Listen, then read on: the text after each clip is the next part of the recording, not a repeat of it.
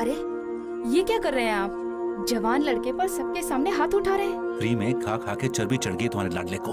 2 दिन में इसकी शादी है, बराती सब ट्रेन में है, लड़की वाले जम्मू में इंतजार कर रहे हैं और तुम्हारे साहबजादे कहते हैं इनको शादी नहीं करनी। एक शरीफ दूल्हे की तरह चुपचाप अंदर जाओ, जाकर बैठ जाओ, वरना। अब बस भी कीजिए। देख बेटा, हम तेरे दुश्मन थोड़े ही हैं। लड़की बिल्कुल गाय की तरह है, सीधी और गुणी। तुझे पता है ना, तेरे पिताजी ने तेरी MBA की पढ़ाई पर कितना पैसा खर्चा किया है। अब शादी तो उनकी मर्जी की ही बनती है।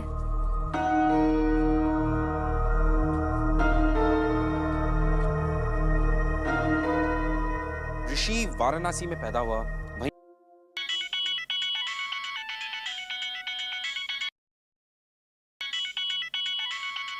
अरे वाह, बहू का फोन है। उठा ले बेटा, उससे बात करेगा तो अच्छा लगेगा। चल मुझे जाने दे। हेलो ऋषि जी। ऋषि जी आप सुन रहे हो ना? हाँ स्वाति, सुन रहा हूँ, बोलो। ऋषि जी ये क्या है? शर्माने का हक तो सिर्फ दुल्हन को होता है ना, और आप दुल्हा की शर्मा रहे हो। मैं स्वाति, मैं बाद में बात करता हूँ। ऋषि जी बात कीजिए ना। मैंने ना स्पेशली आपके लिए कमल ककड़ी की पकौड़ियाँ बनानी सीखी हैं, सिर्फ और सिर्फ आपके लिए। बात कर। अंदर जाओ।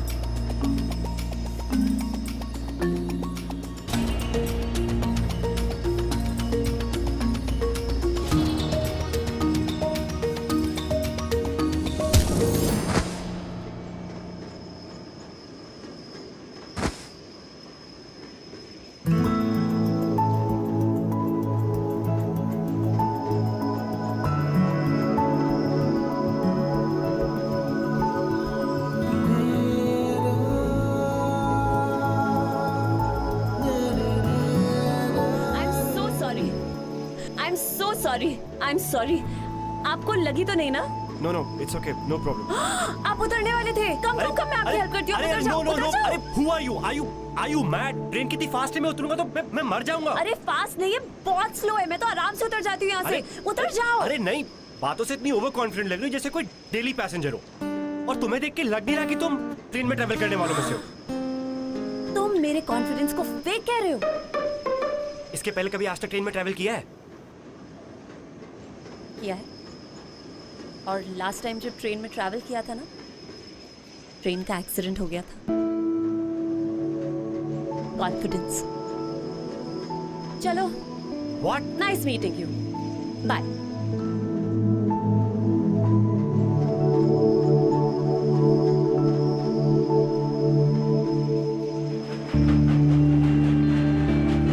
Nothing less than a blessing.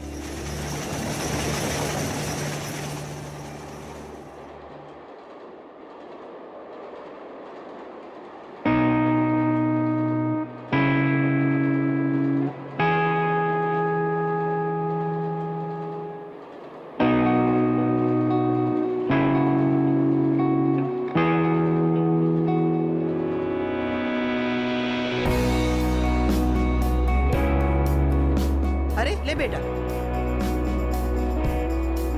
जीजी तुम लेट जाओ, लगता है तुम बहुत थक गई हो। नहीं, हम यहाँ बैठे ही ठीक हैं। लेटने के लिए ऊपर की सीट पर जाना होगा। दरअसल हमारे जोड़ों में बहुत दर्द है। ऊपर जाने की क्या जरूरत है? हम यहीं कुछ एडजस्ट कर लेते हैं, आप नीचे लेट जाओ। नहीं, कोई जरूरत नहीं है मेहमानों को परेशान करने की। अगर आप ऊपर नहीं जा सकती तो चुपचाप यहाँ बैठे रहिए। आंटी, आंटी आप एक काम करिए, आप मेरी सीट पे आ जाइए। मुझे कोई प्रॉब्लम नहीं ऊपर जाने में। आइए। हमें किसी अजनबी से कोई मदद नहीं चाहिए। ओह, हेलो अंकल, मेरा नाम मिली है। नमस्ते नमस्ते नमस्ते नमस्ते। अब हम अजनबी नहीं है। आंटी आ जाइए। चुपचाप यहीं बैठे रहिए। अरे आप ऐसे कैसे कह सकते हैं आंटी को? उनकी मर्जी, वो जहाँ चाहे वहाँ बैठ सकती है। आप जबरदस्ती कैसे कर सकते हैं उनके साथ? तुम शांत हो जाओ बेटा। अब हम यहाँ अपनी मर्जी से ही बैठे हैं। एंड यू नो व्हाट, ये आपका जो नजाकत भरा रूप है ना, सीधा साधा अंकल की हर बात मानने वाला, इसी की वजह से वो आपका फायदा उठाते हैं। आप मुझे एक बात बताइए, करवा चौथ वाले दिन अगर अंकल आपको बोलेंगे आज मून नहीं है, आज सन मून है, तो आप सन को देख के करवा चौथ का फास्ट तोड़ देंगी? नहीं ना? नहीं। सेल्फ रिस्पेक्ट की भी तो कोई बात होती है ना aunty. This is not fair, ये बहुत गलत है। अगर आपको यहाँ पे आके बैठना है, आप बैठ सकती है। आप अंकल को क्यों पूछ रही है? आइए आइए।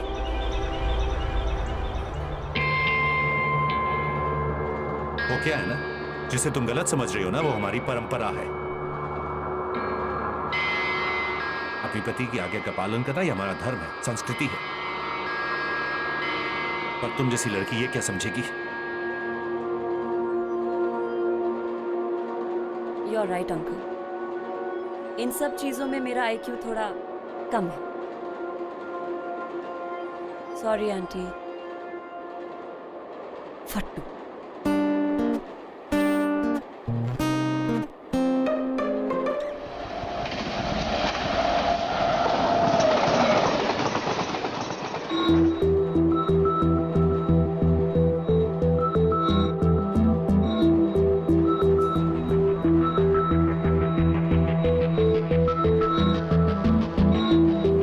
जीजा जी, आप तो कह रहे हैं वेडिंग में जा रहे हैं। तो ऋषि की वेडिंग पे तो जा रहे हैं हम। हमें तो लग रहा है हम वॉर पे जा रहे हैं। अभी भी अगर नाच गाना नहीं हुआ या ढोलक शोलक नहीं बजे ना, तो हम अपने मुंह पर पट्टी चिपका के बैठ जाएंगे। शीला, ज्योति, बेटा उठ जा। शीला आंटी को बैठने दे, यहाँ बैठो। ज्योति, तुम ढोलक लेकर आओ, यहाँ आ जाओ। कुछ नाच गाना होना चाहिए, शादी ब्याह में जा रहे हैं। वो लड़का के बैठा हुआ है। आंटी, आंटी मेरे पास एक आइडिया है। मेरे पास ना स्पीकर्स भी हैं और मेरे फोन पे माइंड ब्लोइंग म्यूजिक है। मैं अपने स्पीकर्स लगाऊंगी, पर एक चीज करनी पड़ेगी आप सबको। आप सबको डांस करना पड़ेगा, ओके? ये हाँ। चलो लेट।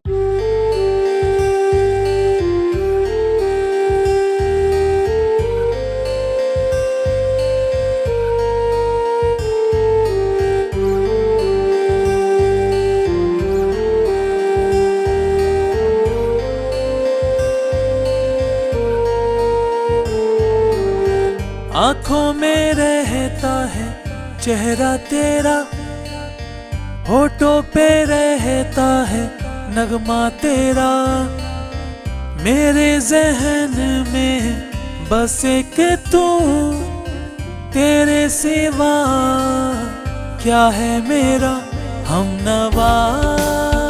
ओ हमनवा, हमनवा, ओ हमनवा, हमनवा, ओ हमनवा, हमनवा, ओ हमनवा।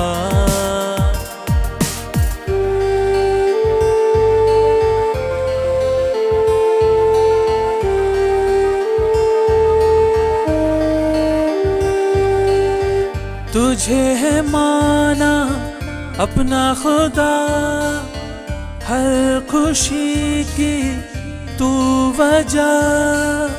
गर जो हुई तू मुझ Oops, ouch.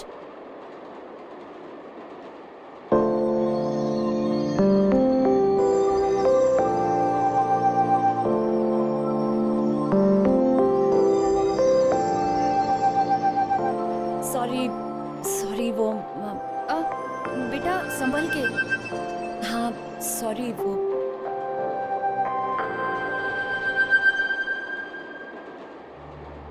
पता नहीं कैसी परवरिश मिलती है आजकल की लड़कियों को।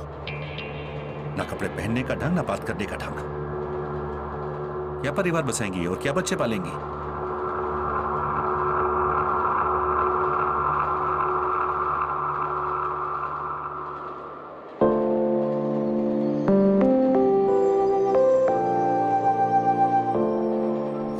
जीना है तो वो करो जो तुम्हारा दिल कहता है, ना कि तुम्हारे पापा। और once do something for yourself. मैं बाहर तुम्हारा वेट कर रही हूँ।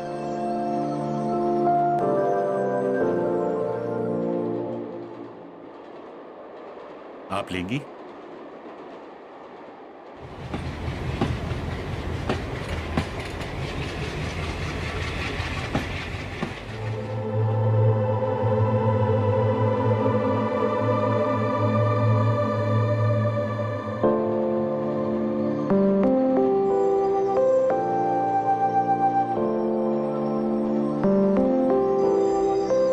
हाय। हेलो। वो एक्चुअली थैंक्स कहने की कोई ज़रूरत नहीं है। कोई भी अगर अच्छा इंसान होता तो उस समय वही करता जो मैंने किया। Thank you. तुम्हें ऐसा लग रहा है मैंने तुम्हें थैंक यू कहने के लिए बुलाया है। सॉरी। वैसे क्या देखा तुमने? एक्चुअली हम दोनों इतने पास थे ना एक दूसरे के, कुछ देखने का मौका ही नहीं मिला। Bad luck.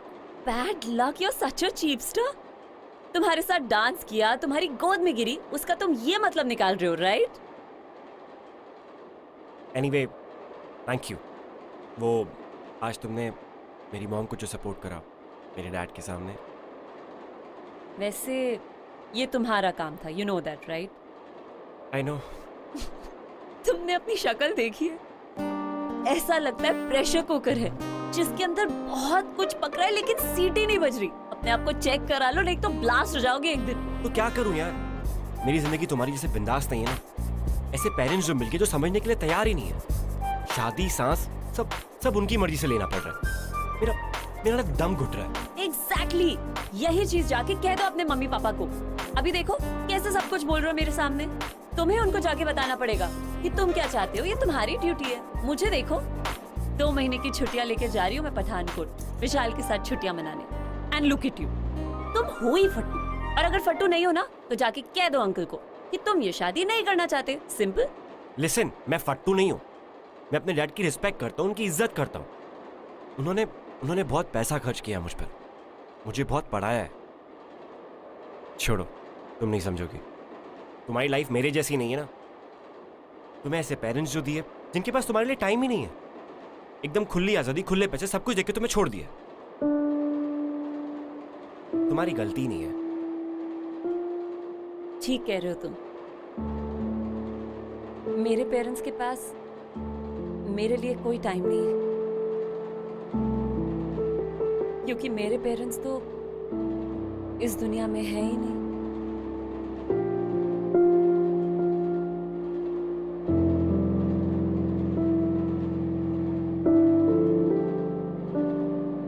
पाँच साल पहले वाराणसी के पास एक ट्रेन का एक्सीडेंट हुआ था। उसमें मेरे पेरेंट्स की डेथ हो गई। और हाँ, तुमने खुले पैसे की बात भी बिल्कुल सही की। गवर्नमेंट ने दिए थे 6 लाख मरे हुए लोगों के लिए और 3 लाख इंजर्ड लोगों के लिए। तो मेरे पास 12 लाख है मम्मी पापा की डेथ के, और 3 लाख मुझे मिले थे क्योंकि मुझे भी थोड़ी इंजरी हुई थी। उनके चले जाने के बाद फिलहाल मैं अपनी कजन सिस्टर और उसके हस्बैंड के साथ रहती हूँ।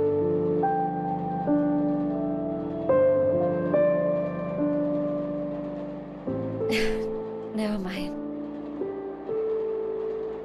Listen, अब जो मैंने तुम्हें बता दिया कि मैं रिच हूँ, मेरे पीछे मत पड़ जाना, ओके? See you.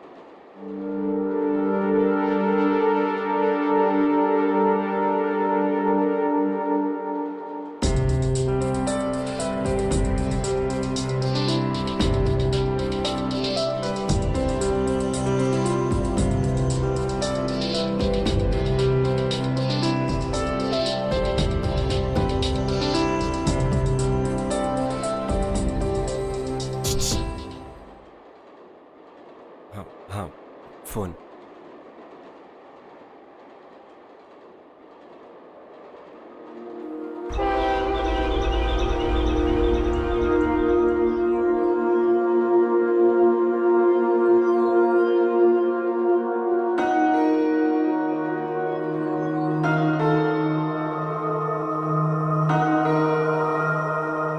तुम्हारा ध्यान कहाँ है? मेहमानों को कौन संभालेगा? पापा बस मैं सबको पानी पिलाने जा देखो उस मुंहफट लड़की से जितना दूर रहो ना उतना ही अच्छा है।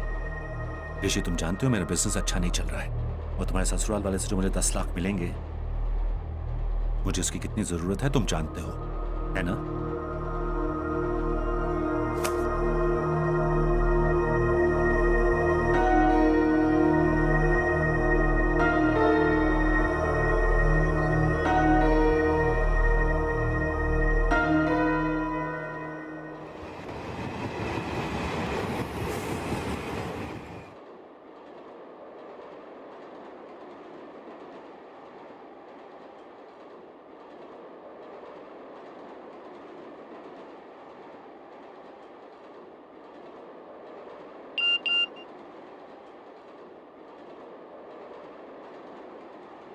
आई एम रियली सॉरी, मुझे तुम्हारे पेरेंट्स के बारे में नहीं पता था।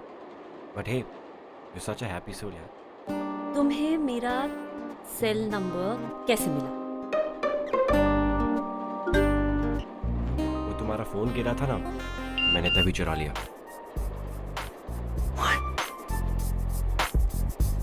वाह वाह, आई एम इम्प्रेस। डेयरिंग का कीड़ा है तो सही तुम्हारे अंदर, बस अब बाहर आना बाकी है।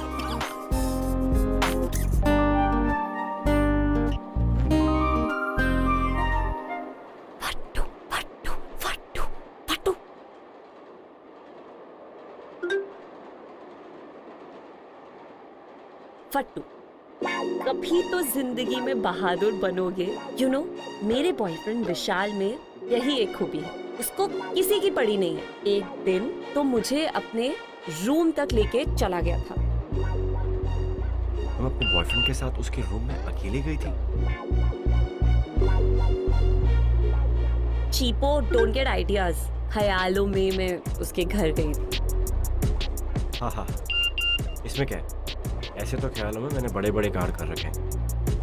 वैसे तुम लोग मिले कैसे? अभी हम मिले ही कहाँ हैं, इसीलिए तो उससे मिलने जा रही हूँ।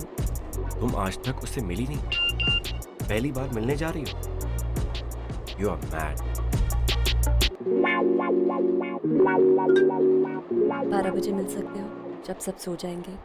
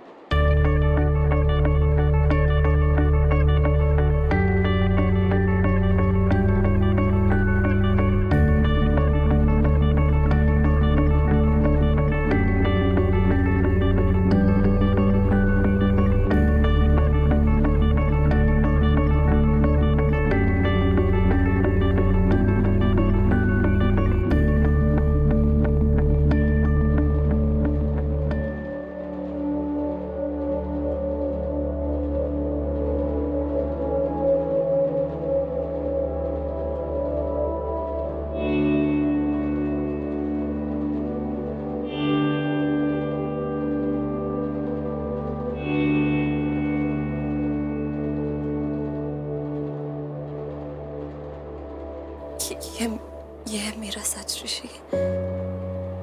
इसीलिए मैं आज तक किसी लड़के के कमरे में नहीं गई और शायद कहीं ना कहीं मैं भी एक फट्टू हूँ। ट्रेन एक्सीडेंट की इंजरी पे ये दाग मुझे मिला था। ये दाग शायद जिंदगी भर मेरे साथ रहेगा। ऋषि, ये जो दाग है ना, ये मेरी बॉडी पर नहीं, मेरी आत्मा पर लगा है।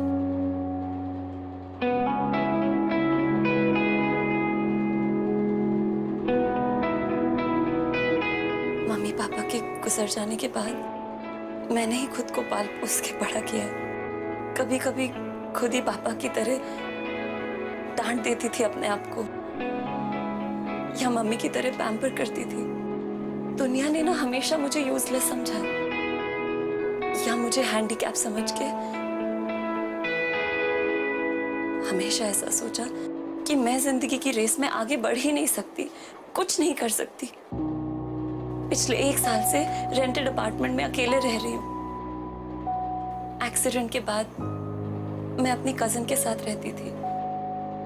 जिस दिन गवर्नमेंट ने कॉम्पेंसेशन भेजा ना, उस दिन मेरे जीजा जी बिल्कुल बदल गए। उनकी नजर सिर्फ और सिर्फ मेरे पैसों पर थी, जो वो अपने इलेक्शन कैंपेन के लिए यूज करना चाहते थे।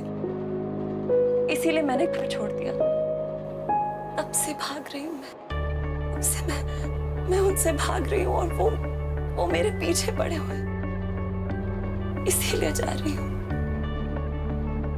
विशाल के पास।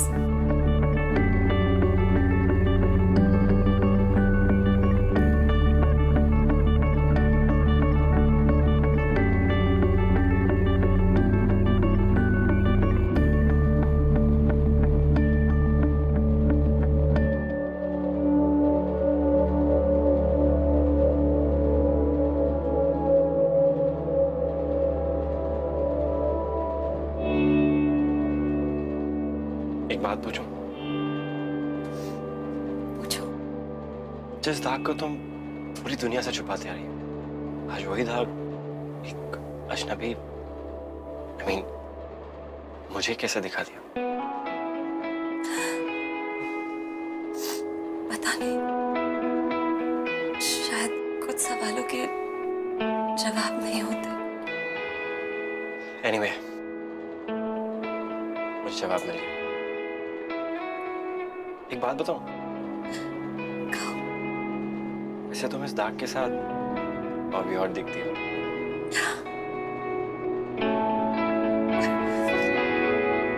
जी।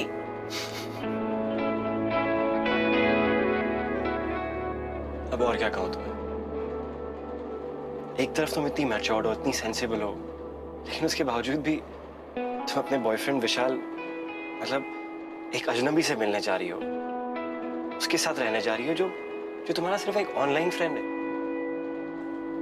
तुम उसको जानती तक नहीं हो। व्हाई? तो मैं क्या करूं? पता है क्या? सबसे पहले तो अपना ये रोना बंद करो, वरना ना मैं तुम्हें नाम दे दूंगा, रोंदूमल।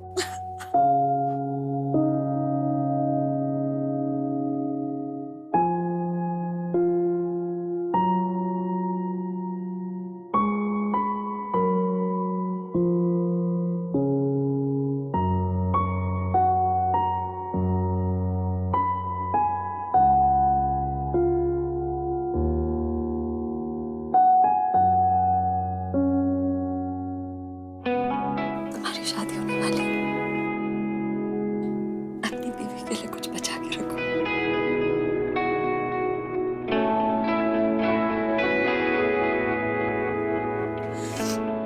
आंसू पोंछ लेती हूँ।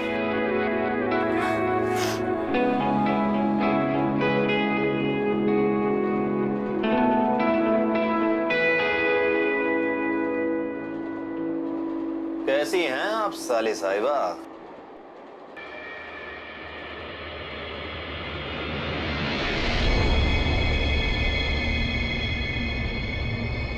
मेरे पीछे क्यों पड़े हुए? अब हमें इस तरह तुम्हारे पीछे भागना कोई अच्छा थोड़े ना लगता। क्या करूं?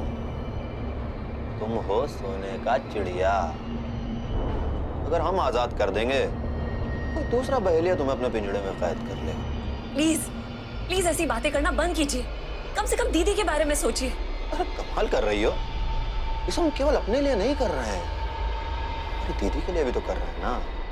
देखो देखो, हमें इलेक्शन जीतने के लिए चाहिए पैसा, जो है तुम्हारे पास। अगला स्टेशन है पठानकोट, वहां से हम सीधे वाराणसी जाएंगे। तो अपने अकाउंट से निकाल कर पैसे दे दो बस, उसके बाद जहां जी करे जाओ।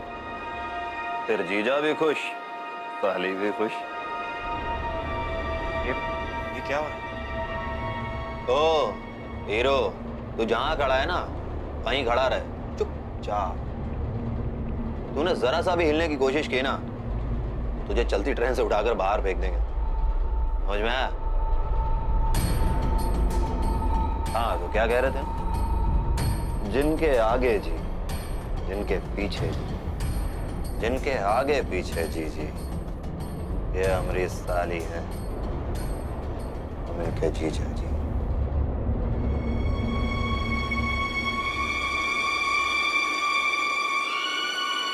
छोड़िए मेरा हाथ, आओ। छोड़िए, साहबजादी घर पे बिना छोड़िए बताए मुझे, चली आई। छोड़िए मुझे, आप मेरे साथ जबरदस्ती। चुपचाप चलो, जब से ट्रेन चली तब से ढूंढ रहा हूँ तुम्हें। छोड़िए छोड़िए। छोड़िए, सामान पैक करो अपना। समझ में आया? आप मेरे साथ जबरदस्ती नहीं कर सकते। बिल्कुल चुप, कुछ सुनना नहीं चाहते हैं। क्या किया है सरप्री लड़की ने? अब क्या बताएं भाई साहब, आजकल का लड़के अपने हिसाब से ही सारा काम करते हैं। घर से भाग के आई हैं। मुझे तो पहली नजर में ही लगा था कि कुछ गड़बड़ है। ना कपड़े पहनने का ढंग, ना बात करने की तमीज।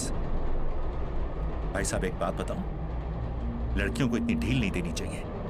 बिल्कुल ठीक कह रहे हैं आप, थोड़ा लगाम तो कसना पड़ेगा इनका। भाई साहब ये बनारस की लड़कियां तो बड़ी तमीजदार होती हैं।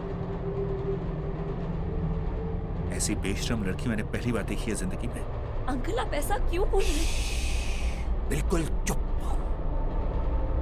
चुपचाप बिल्कुल तमीज से पेश आओ, वरना हम बदतमीजी पे उतर आऊंगा।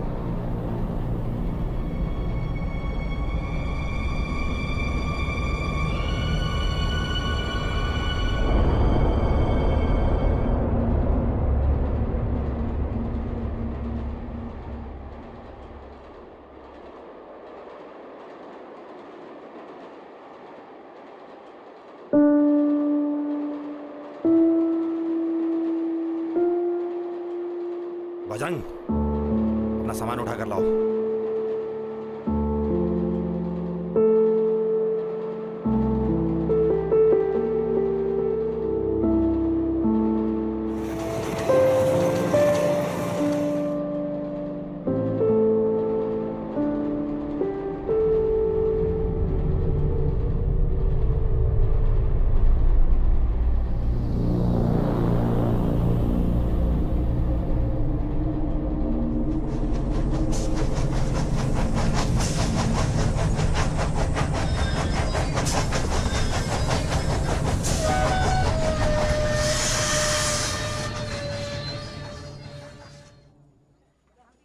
छोड़िए मुझे, मैं आपके साथ नहीं जाऊंगी।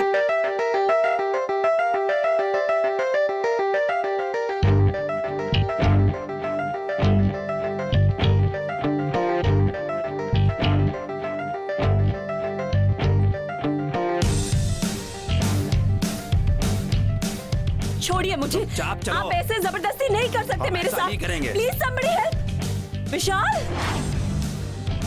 मिली? विशाल, छोड़िए। आप विशाल को क्यों मार रहे हैं? विशाल ने आपका क्या बिगाड़ा है? नहीं,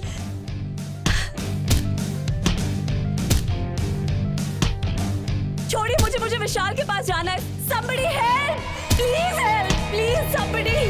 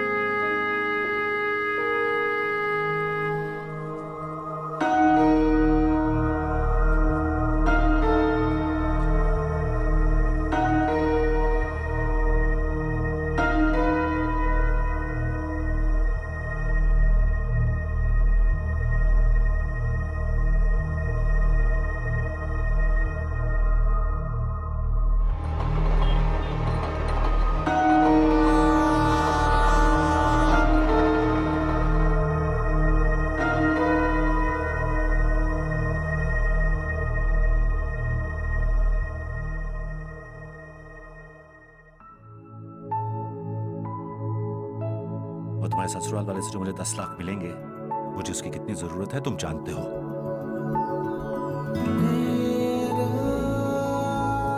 तुम हो ही फट्टू, और अगर फट्टू नहीं हो ना तो जाके कह दो अंकल को कि तुम ये शादी नहीं करना चाहते। सिंपल।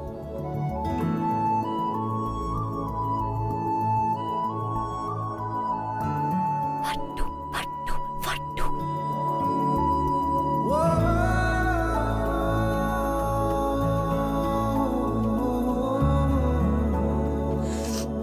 आंसू पूछ लेते हो।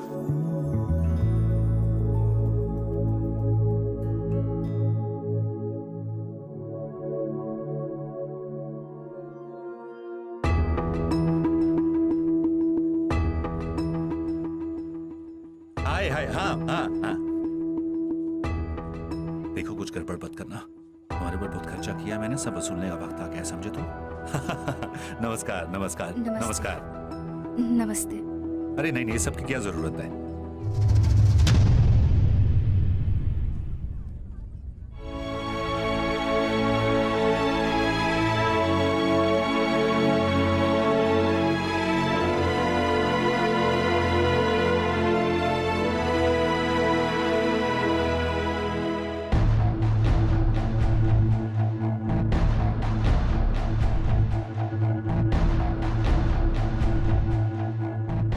I am sorry. I think मैं जो बोलने वाली हूँ वो आप लोगों को बहुत गलत लगेगा। अगर एक दूल्हे को शादी के मंडप से उसकी गर्लफ्रेंड भगा के ले जाए तो वो तो गलत ही होगा ना। अंकल ये आपकी बेटी को कभी खुश नहीं रख पाएगा। You will never be happy with him. In fact शादी के बाद तो ये खुद भी खुश नहीं होगा। Because the truth is, ये मुझसे प्यार करता है।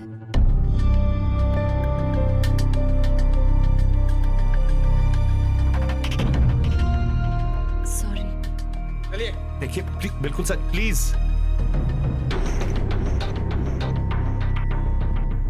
अंकल देखिए,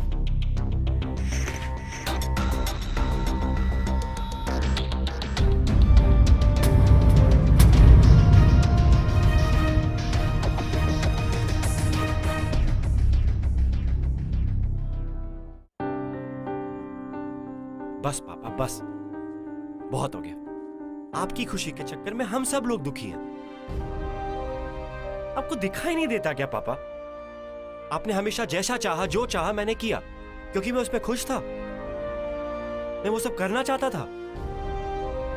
नहीं पापा, इसलिए किया क्योंकि आप चाहते थे। मम्मी ने भी चुपचाप वही किया जैसा जैसा आप चाहते थे, लेकिं आपने उनकी इतनी सी भी परवाह नहीं की। कहीं पे भी किसी के भी सामने उनकी बेइज्जती की। अब और क्या चाहते हैं पापा?